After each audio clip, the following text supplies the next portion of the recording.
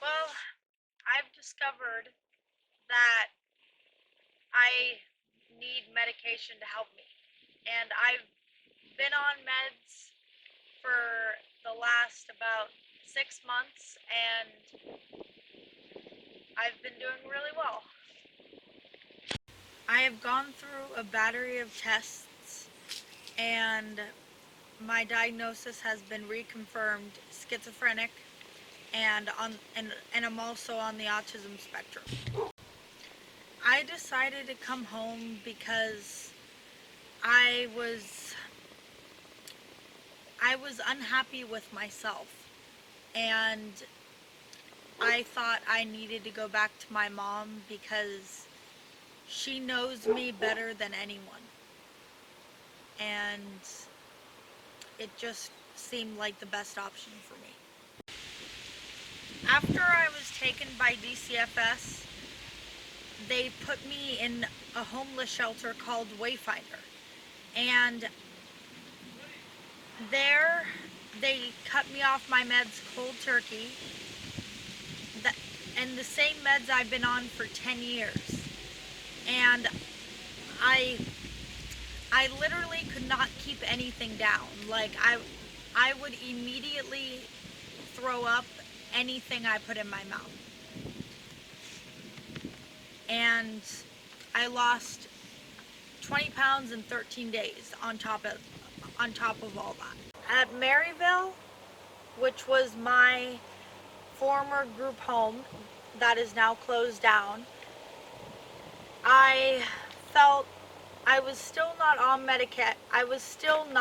medication, and I felt very miserable. Actually, that would be the word that I would use. And I was very miserable. I hated Maryville with a passion, and I was like always in crisis. When I say crisis, I mean like I literally would burst out into these like rages where I would spit, kick, hit, and I would even like, you know, I would even throw. Like I would throw stuff at like I would throw stuff and break stuff, and I would beat the crap out of the staff there, and that was my crisis. When I went into crisis at Maryville, it was very out of nowhere and spontaneous, and I just couldn't control it. Like it would happen at any given time, and I I would throw, hit, spit, kick. Um, I would break stuff, and it was just awful. And they thought it was attention seeking, which really kind of pissed me off. You know, like whenever I would have crisis, I would always regret what I did after, and I I basically just couldn't control it, and and they told me to take deep breaths, but I tried to tell them that wouldn't help because I knew it wouldn't. But those stupid idiots really had to say that I need to take deep breaths, and that would calm me down. I also started immediately when I got there. Once I realized that I felt miserable there, I started trying to escape.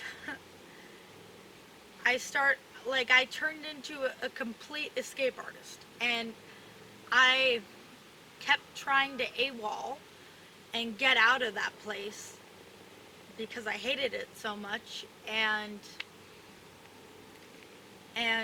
they kept holding me back. like, they were like, you can't AWOL because you've never AWOL before. And I took my clothes off. Like, I would be climbing the gate at Maryville half naked. And that's how mad I was. Sometimes I'd be trying to escape by suicide, and sometimes I'd be trying to escape by just running away. But the looks of it were not any different, like, between the suicide and the escaping by running away. I was able to run so fast that I actually got out several times, and every time 5 staff would come running trying to grab me and take me back to the group home, but I tried my best not to let them. I actually got pretty far. I didn't know where I was going, but I was just running, and that's how much I hated that place. And on top of all that, I also had a lot of trouble with Hop Skip Drive, which is like Uber for kids.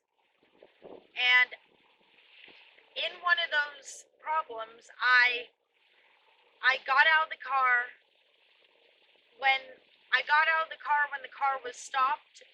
Well, first I grabbed the steering wheel, and I was hitting the driver, and on top of that, I also ran out of the car when the car was stopped and started hiding behind bushes and doing this weird stuff.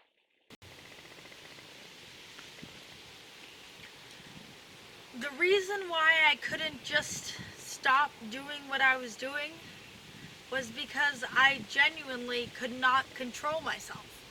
I was bursting out into these rages out of nowhere at any given time. I could literally just flip out, and I couldn't control myself. I literally live in a daydream. So when I go to like hit or kick people, it's not because I want to. It's because I live in this daydream where, like, it all happens so fast, and it happens, like, it just happens before I can catch it and feel genuine remorse. I do this thing with my hands that I can't control, and I do it, and I just rub my hands together really fast. And I do that when I'm happy, not stressed or agitated. And so I'm very happy to be home, because now I feel like I can actually, have a grip on myself. And I feel like my life is just starting now. I feel now, currently, very much so like an adult. Because I'm home, I have a life now. Now I'm not just sitting in a group home doing nothing.